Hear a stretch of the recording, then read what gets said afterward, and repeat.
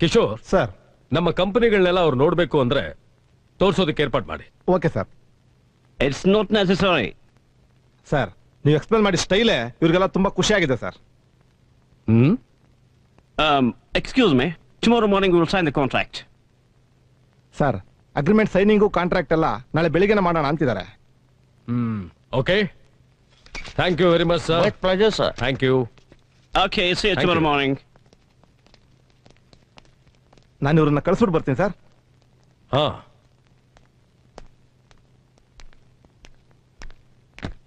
Sir, ನೀವು ಹೇಳಿದಷ್ಟು amount full ready ಇದೆ. Yes sir. ಹಾ,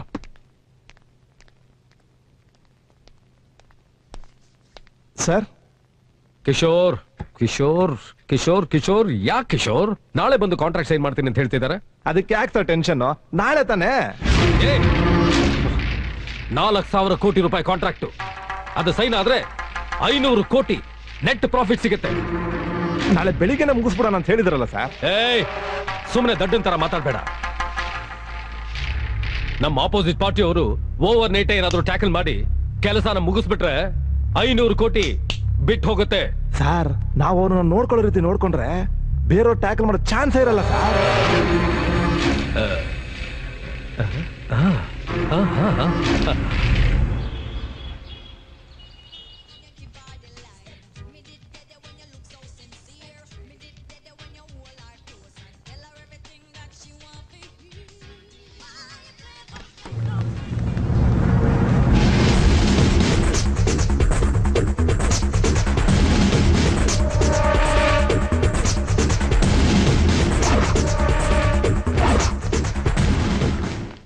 ಇನ್ಸ್ಪೆಕ್ಟರ್, ನಮ್ಮ ಹೋಟ್ಲಿಗೆ ಬಂದು ನಮ್ಮ ಹುಡುಗಿಯರನ್ನ ಅರೆಸ್ಟ್ ಮಾಡೋಷ್ಟು ಧೈರ್ಯ ಬಂತ ನಿಮ್ಗೆ? ಸಾರಿ ಸರ್, ನನ್ನ ಡ್ಯೂಟಿ ನಾನು ಮಾಡಿದ್ದೀನಿ. ನೀವೇನೇ ಹೇಳೋದಿದ್ರು ಪೊಲೀಸ್ ಸ್ಟೇಷನ್ ಬಂದು ಹೇಳಿ.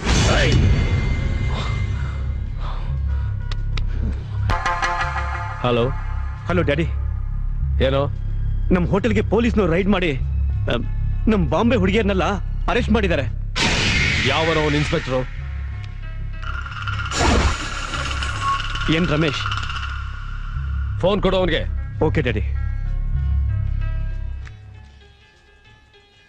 ಹಲೋ. ರಮೇಶ್, ನಿನ್ ಕೈಲಿ 500 ಕೋಟಿ ಕೊಡಕ್ಕಾಗತ್ತೇನಯ್ಯ? ಆದ್ರೆ ಆ ಹುಡುಗಿರ್ ಕೈಲಿ ಕೊಡಕ್ ಸಾಧ್ಯ? ನಿನಗಿದೆಲ್ಲ ಅರ್ಥ ಆಗಲ್ಲ. ಸುಮ್ನೆ ಬಿಟ್ಟು ಹೋಗು. ಸರ್, ನಾನು ಯಾಕೆ ಅರೆಸ್ಟ್ ಮಾಡಿದೆ ಅಂದ್ರೆ... ಡೋಂಟ್ ಎಕ್ಸ್ಪ್ಲೈನ್. ನನಗೆ ಕಾರಣ ಬೇಕಾಗಿಲ್ಲ. ನಿನಗೆ ಹಣ ಬೇಕಾದ್ರೆ ಎಷ್ಟು ಬೇಕೋ ಇಸ್ಕೊಂಡು ಹೋಗು.